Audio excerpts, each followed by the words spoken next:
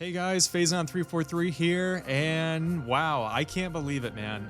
This is my first video after making that Metroid Prime 4 September trailer analysis video that I made, and the amount of support and the amount of, I just want to say, like, the amount of, like, positive comments, all the likes, just the traffic, like, all the views, like, all of you guys just watching it, it's insane. I've got over, like, as of right now, it's just a little over 3,000 views. And to put this in perspective, before that video, my highest viewed video had I had 800 views, I want to say, which was my Nintendo Direct predictions video from a few months ago. So to go from my most viewed video at the time being 800 views to 3,000 views, to over 3,000 views, that's insane. And I just want to say thank you right off the bat for everybody that watched the video, that liked, that commented. And I also jumped up from 40 subscribers to 100.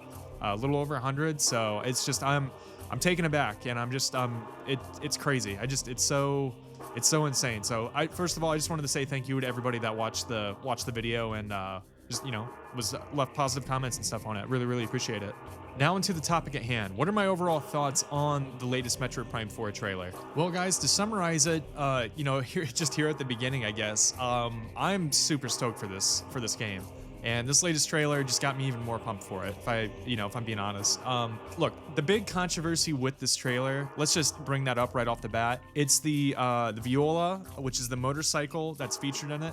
Now, overall, I'm seeing a lot of positivity for this trailer. I'm seeing a lot of, positive comments. People overall are hyped for this game, even with this latest trailer. But there is a part of the fandom or part of the community that are extremely worried about what the open world elements in this game, possibly these open world elements in this game, what the implications are for the game overall.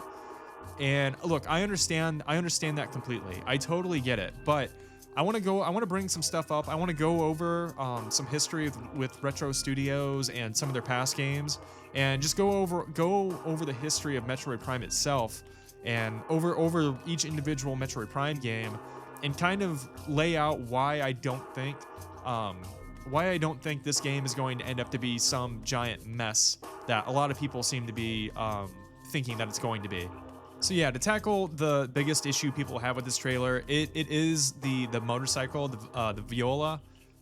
People are worried that this game is going to be an open world type game, and it's going to lose the identity of what Metroid Prime is, what the Metroid series is itself, with being a Metroidvania in general. This was the series that basically started the whole genre, and I understand people are worried that this game, again, with the Viola sections where you're driving around in the desert in this motorcycle, people are worried that this is gonna be like an open world type game on the same lines of like Far Cry or Fallout or something.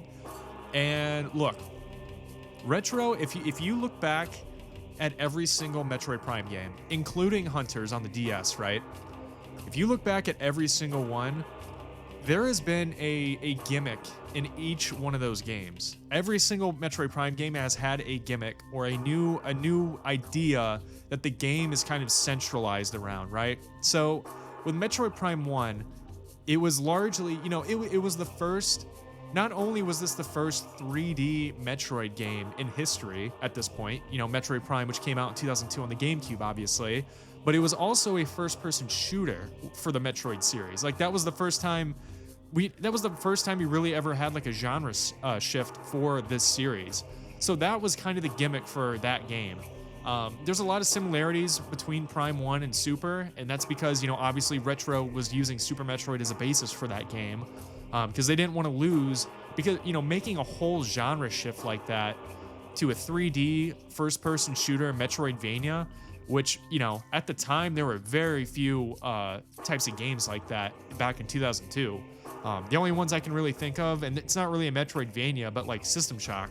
The System Shock series is really the only thing I can think of that was like even close to what Metroid Prime would end up being, right? But anyway, that was that game's gimmick. It was a 3D game, first 3D game in the series, first-person shooter. That was that game's gimmick, right? Metroid Prime 2, the gimmick of that game was the dark world, the portal hopping, and the ammo system, like the beam ammo mechanics. That was that game's gimmick, right? Then you had Hunters, which was, it had a single player, but Metroid Prime Hunters was largely a multiplayer focused game. I think I'm trying to remember. I think that game had like 26 maps or like 23 multiplayer maps to it. So, I mean, obviously multiplayer was the main focus of that. And yes, Metroid Prime 2 also had multiplayer to it, but it was kind of like, I don't want to say tacked on, but that is kind of the way it felt in Metroid Prime 2. And I liked Metroid Prime 2 multiplayer, by the way. I actually grew up playing that with my buddies and stuff. Like, we would play that, Smash Brothers, WarioWare. I have a lot of memories playing Prime 2 multiplayer, but it did kind of feel a little tacked on to that game. But anyway, like, that was the gimmick for Metroid Prime Hunters. It was largely a multiplayer game. You could play that for the first time in the series. You played as somebody other than Samus Aran. You could play as the other hunters in the multiplayer mode, which was crazy. That was just insane. So that was that game's gimmick, right? We get to Metroid Prime 3. And I mean, there was a bunch of stuff really that with Metroid Prime 3 that they kind of added. That was kind of a gimmick or whatever. I mean, you had the planet hopping mechanic where you could hop in the ship and go back to different worlds and stuff. It was more like it was a more linear, traditional first-person shooter. It was obviously still a Metroidvania, but it had more traditional first-person shooting mechanics. The levels themselves were more linear. And the game had more of a focus on combat and story than being like being a Metroid game that was focused on like isolation. There were still moments of that in Prime 3, but that was that game's gimmick. On top of the fact that I mean, arguably the biggest gimmick with Metroid Prime 3 was the controls themselves. Being on the Wii, using the Wii remote and the nunchuck to control Samus. To the pointer controls, that was obviously, I mean, that was probably the game's biggest gimmick, but there was other stuff in that too, right? So I wanted to bring all that up because with this game, from what we're seeing from all of the trailers, and especially from this latest trailer, the motorcycle seems like it is this game's gimmick. It seems the open world zones or open world elements seen in this latest trailer, that seems to be this game's gimmick. And based off of Retro Studios' history, right, as a game developer, right, Retro Studios is actually my favorite video game developer of all time. They are literally my number one favorite developer of all time. I love that studio. It's never gonna happen, but man, I would love to get a job and work there someday, if possible, because that would be my dream job. It'd be so awesome. But anyway, every single Prime game has had a gimmick to it. The motorcycle, the viola in this game, that is this game's gimmick from what we've seen in the trailers. And based off of Retro Studios' history of games that they've put out, right? The Metroid Prime trilogy, Donkey Kong Country Returns, Donkey Kong Country Tropical Freeze. Every single game this company has made is a banger. It has been a banger. And I really, really, really doubt that Metroid Prime 4 is going to be the first game in the series, or the first game from Retro Studios that is a bad game. I really do not see, the track record does not support it, and especially the fact that, let's not forget, the first version of Metroid Prime 4 was canceled by Nintendo for not meeting the quality standards of the rest of the series. So for a large for a fraction of the fan base to be worried that this game is going to be some dumpster fire, I just think is very, very misplaced and wrong. Because first of all, again, like I said, every single Prime game has had a gimmick. Retro Studios has an amazing history of putting out incredible games. And then, the fact that the first version of Metroid Prime 4 was canceled, and they've worked on this version for 5 years now, since 2019 when the game restarted development. I really don't think Nintendo would be comfortable putting this game out if it truly was like a dumpster fire. If it was truly a bad game. I do not believe Nintendo would put out a game, especially this long in development after so long. I really don't believe that Nintendo or Retro would put out a game that they are not confident in. So that is again, I am a little hesitant. I understand the concerns for the open world elements seen in this latest trailer, but until we actually get the game, we're not gonna know how how extensive those open world zones or open world elements really are until we get our hands on the game. So with all that being said, that's exactly why I'm not really worried too much about the quality of this game. I think it's going to be great. Everything I saw in this trailer looked great to me. You know, I think people need to realize like there has to be a little bit of new elements incorporated into Metroid in the series just to keep it relevant, to get people excited a little bit. I understand like there's a line for sure. Like you don't want to make a full-on open world Metroid Prime game or like a Metroid game in general. I fully get that because then you would lose the identity of Metroid at that point. And I totally get that, but this just looks like again, we've only really seen it in one area in the trailer, and that was in the desert area. I mean, you saw Samus like cross over the bridge into the tower, the Matrix looking tower environment, but it looks like as soon as she gets in there, she hops out of it, and then the rest of that scene, we see her in the tower. She's in first person mode, so. I don't think that I don't think the viola, I don't think it's going to be as big of an element or as big as of a gameplay element as many people think it's going to be. I think it's just going to be this game's gimmick, and for the most part, I mean, Prime 3 kind of stumbled just a little bit, but for the most part, all of the gimmicks that Retro has put into their games, they're great, and they really freshen up the gameplay and really add new elements and new ideas and stuff to the games to keep them fresh, keep them interesting. So I have no real worries about this. And like I mean, it very well could possibly be that this comes out. Maybe the Viola sections, like the desert hub area, maybe that ends up being the weakest part of the game. That could easily be the case. That could easily be true. But as far as it being like, as the kids say, a straight dog water game, I really don't think that's gonna happen.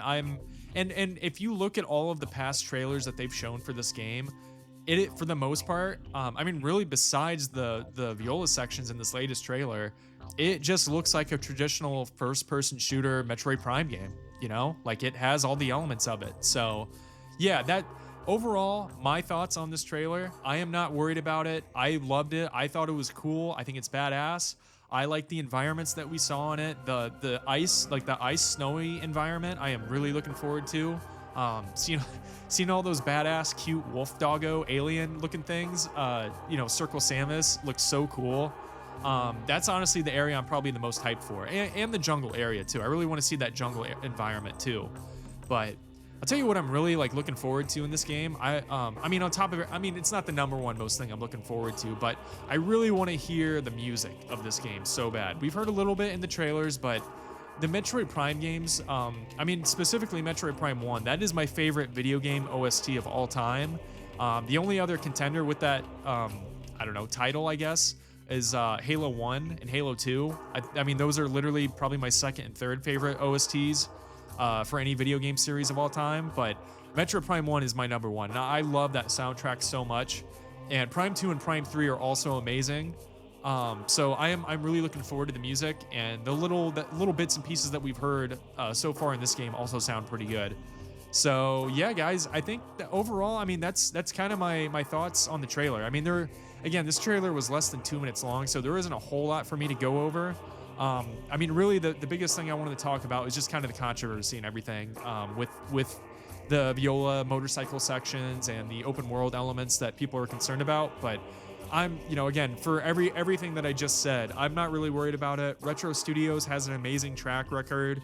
I don't see them putting out a bad game, and I really just don't think this is going to be the first game that they put out that's not good. And I really doubt Nintendo, after canceling the first version of the game due to not meeting the quality standards of the Metroid series, and I'm assuming of the Nintendo quality as well, in general. I really don't think that they would be comfortable releasing this game if that was the case. So, in short, I'm looking forward to this game. I always have. Even if I knew this game was going to be straight dog water, if it was going to be horrible, I'm still picking this game up day one because I love Metroid Prime 1 Metroid Prime 1 and 2 are like my top 2 favorite games of all time. So I'm buying this game out of necessity just because of that, regardless. So But the fact that all of the trailers so far have looked amazing, have looked incredible to me. Yeah, I'm hyped as hell for this game. I'm actually gonna be it comes out on a Thursday, and I'm gonna be taking the next 2 days off of work just so I can play this. And yeah, I guess, while I'm at it, I may as well plug in my Twitch or whatever. If you guys want to check me out playing video games and stuff, check me out on Twitch at Phazon343. I want to stream more often, but it's kind of hard when you work a full-time job and you're making YouTube content, videos, and you just got, life, adult stuff. It's a little difficult, but I'm trying to stream as much as I can. But you can expect me 100% on launch night at midnight on December 4th. I will be there, or December 3rd, I guess, midnight. I will be there, the second this game is available to play. I'm gonna be streaming it over there. So yeah, guys, that's gonna be it for me. I hope. What are your guys' thoughts on the trailer? Are you guys positive on it? Are you guys looking forward to Metroid Prime 4, or are you guys also concerned?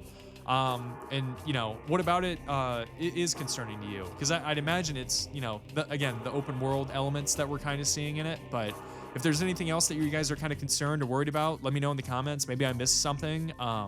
But yeah, guys, I'm so looking forward to this game. I can't wait for it. And before I go, I just want to say thanks again for everybody that checked out that analysis trailer that I did. That was, again, just incredible. Like, I can't believe the responses that I got from that, and how positive and like how cool and nice everybody was. I was not expecting a video that got over 3,000 views for virtually every comment to just be so nice and so supportive. What are the odds of that on the internet in 2025? You see that, right? So again, just thank you guys so much. So that's gonna be it for me. I'll see you guys in the next one. Take care.